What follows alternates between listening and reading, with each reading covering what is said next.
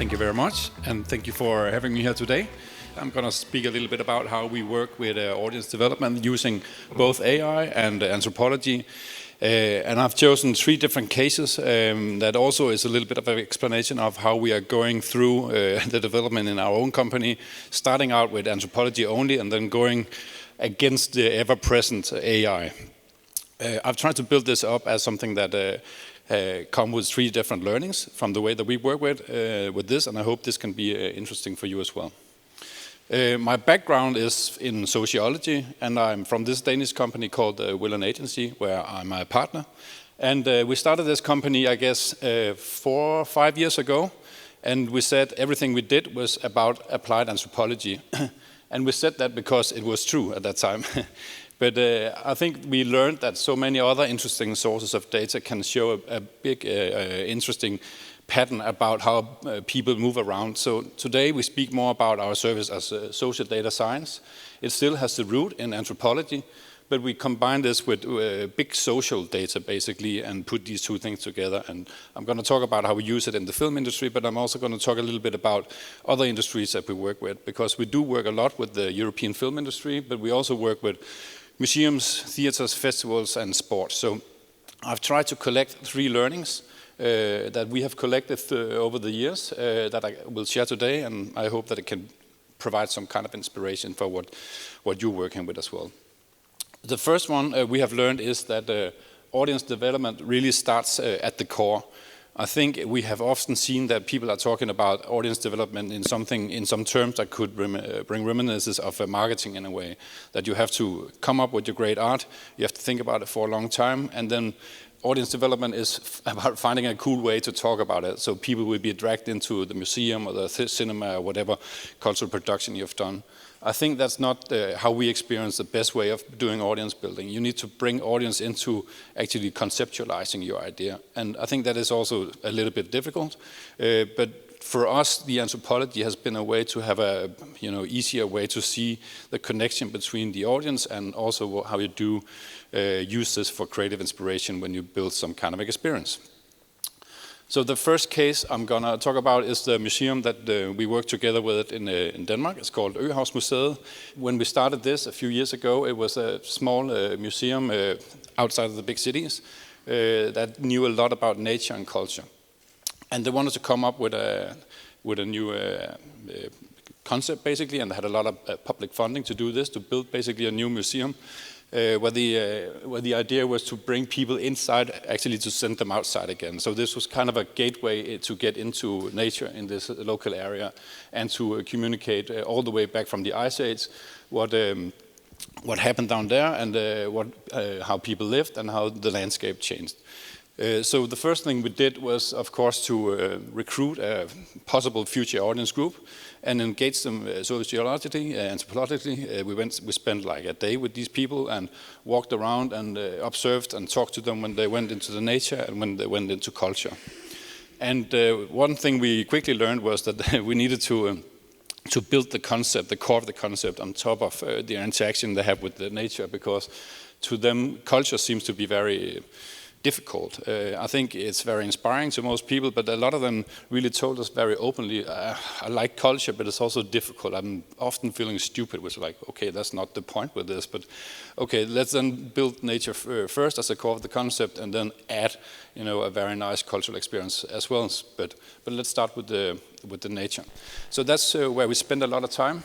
Sorry, this video is looking crazy on my screen, but most of our videos are not so beautiful because we just walk around with people, we film, we record, we actually just listen to what they are talking about when we are different places. In this case, of course, the nature. And what people talked about in the nature was, of course, that it was really beautiful and it was really exciting how everything was connected and the ecology and all this stuff. But actually, there was only one thing that everybody really spoke a lot about, and that was themselves. They really talked about what can nature do for me, like this quote. I really like that, it's just there if it doesn't do anything for me. So they demanded some kind of, reward for actually going out there, and that's kind of what they went out to study. And it wasn't really about moving around and exercising your body, it was really about what's happening in my mind when I'm out here. And that was actually where we thought, okay, they have questions to this topic. They really want to know how the nature and the mind is connected. And that was basically what we saw being the biggest question people went out there for. Why does my mind and my mental well-being change when I go from one place to another place? That's kind of interesting, and I don't know. So we took that insight and put it into the core idea of the museum. This is the very first sketch. The museum looks way better than this today. But the idea here was to connect psychology, nature, landscape, and culture into one experience that you will have when you come to visit the center. So we took the different 3 areas you have around the Øhaus Museum in the local region, which is the forest, the sea, and the hills, and we put it into 3 different areas you can visit in the museum. And as you go along, you can actually test how the different exposure from these parts of nature affects your brain. So in the end, once I'm done with this, I have profiled myself. So I know now, where do I actually connect best with nature? Am I the person who needs to go to the sea to feel good, or do I have to hide in the hills or whatever? And it wouldn't be the same for me or for you or for anyone else, because we're actually very individual there. So in the end, this become a museum where we use the insight to actually build a small exhibition of the people visiting the place, because they can go explore how their own connection was to nature, and from there on realize that man and nature has always been together. So that was the way we managed to get the cultural part in there. Okay, so this was using applied anthropology, which was the part of the first thing we started out with in this company. But we also realized that that is just one way of looking at the world, and sometimes it's actually quite interesting to combine that with other methods. So that's my second advice here, that you have to combine deep insights with a great overview, sometimes at least. And that's a concept we have been working with quite a few times, that we have merged these 2 data types so we can see how people are actually moving around in certain areas. And that gives us very good insight onto how people actually use things. And then we can use the anthropology to understand why this pattern has been created. We have done this with a festival in Denmark, which is an open city festival in Aarhus, the second biggest city, where everything is open and free. Everybody can come and join, which also means nobody knows who does it, and nobody knows what they're doing. Nobody knows how long they are really. So we try to understand that by actually engaging together with a Danish phone company that allowed us to look at the data from the phones, of course, compliant with GDPR and not on an individual level, but in a way that gave a great overview of how the festival was being used. And we saw some really interesting things. We saw that people, for instance, did travel much longer to come to the festival that the city believed. We also saw that no diversity was really going on there, because people from a different side of the audience never met, young people never met old people, and so on and so on. And then the last thing we really thought was interesting was that people who normally go into cultural experiences didn't actually use it, even though there were also the people that were living really close to the city center. And that kind of insight nobody actually had, because it's, as I said, it's an open festival. Nobody knows actually who is exactly coming there, what they're doing, and so on. But this data helped us understand this problem, basically.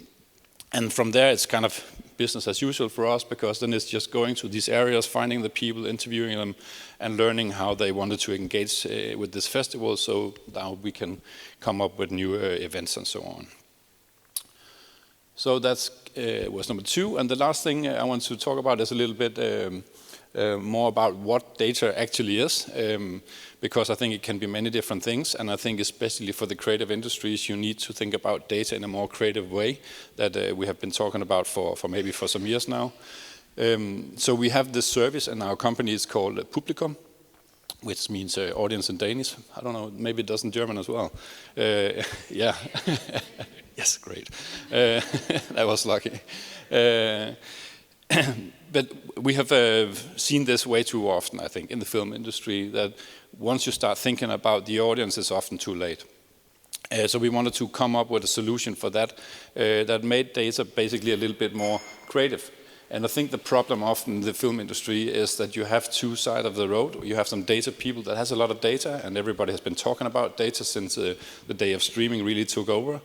But they're really struggling to inspire the creative people with these type of click and sales data and so on. And then you have on the other side somebody who's now being met with even stronger demands on being more on data. And that's the creative people. So they're struggling to convince the data people.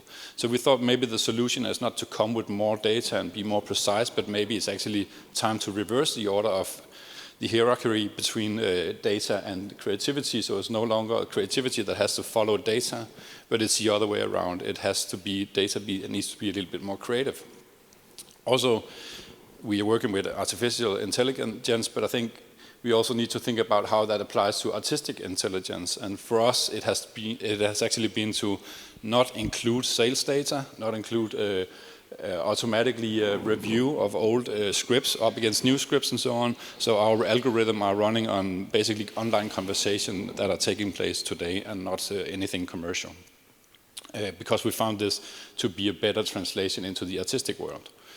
And we're working now in all the Scandinavian countries and Belgium, and we're also working in the Netherlands. And we have actually also started a new project just a few weeks ago here in Berlin. First German project with 1-2 Film. They have a Holy Spider out in the cinema right now. Go see it if you haven't seen it. It's a really, really good film. And what we basically do with the technology here is a 3-step process, basically, where we start out very early, as you said, in the writing stage often, and we have no machines at that stage. That's just man-to-man talking about what story the writer wants to create, basically. Together we decide on some central themes that can be taken out, that we will then use our AI technology to understand the deeper connection to the audience through. So that can be some of these themes you see up here. What's an authentic friend, what feels liberating, what's Danish bromance, and so on and so on. What we do is we scrape online conversations to understand how people are actually talking about these topics. So that's adding to the gut feeling of the creators that I think we need to respect still. That's adding some outside perspective from the rest of the world to make sure that we can connect a little bit better. And then in the last stage, we have designed a mobile app that allows us to engage 30 people for a week. So it's like a qualitative research sample size normally. And then we can ask some questions that go into depth about the insight that we have been provided by the AI, and also things that are very connected to the script in itself, like specific characters, scenes, endings, visuals, and so on. We have done this with Sig and myself, a Norwegian project from Oslo Picture, was part of the Cannes Festival this year, where we decided that together with the director, we wanted to look at what narcissism, how it's different in Scandinavia, and specifically how it's very Norwegian. So we compared the discussions about what's narcissistic in these 3 countries. And as you can see, this is what is being delivered to us by the computer. And basically, we take over from there as man. So we have decided that our computer should not tell us what a narcissist is. It should just highlight the conversation so we can go find the most shared articles and posts and so on. And we have for all of these countries, we are looking at different, I would call it, discourses within this type. And in this case, we looked at the archetype, for instance, and we're countries next to each other, so we share a lot of things. And we agree that, in general, this character is a bastard. But it's in 3 different ways, basically. So most of the content that was really shared and commented in Denmark was really connected to romance. So and warnings about not falling in love into a narcissist, because it's almost a man. I don't know why, but it's always a man apparently, and he can be charming. So, don't fall in love. You're gonna regret it so badly. So it's a dangerous bastard there. And in Sweden, it's connected to a discussion about this is a mental illness. So actually, they did care about people who didn't think socially too much about themselves. So we concluded that's a poor bastard. And in Norway, no surprise, we saw this fella down here, and other people with power, but more of a level of acceptance that we did see in Denmark. So it's not a nice person, but you can use this guy for firing people and running countries and unpleasant stuff like that. And then in the end, we have the opportunity to harvest all these information from the people using the phone. So we'll have around 400 reactions qualitatively for each project. And they will come into this backend where we can, in a more structured way, analyze what are the different target groups saying, and how can we provide this as open reflections that can be used to further write the story. So I guess that was the learnings I wanted to share. I hope that didn't cross the time limit too much. So for us, audience development starts really at the core of the idea and not just marketing. And I think it's great sometimes also to go by deep insights with a broader overview. And then it's really important, I think, that data for the creative industry, is more creative.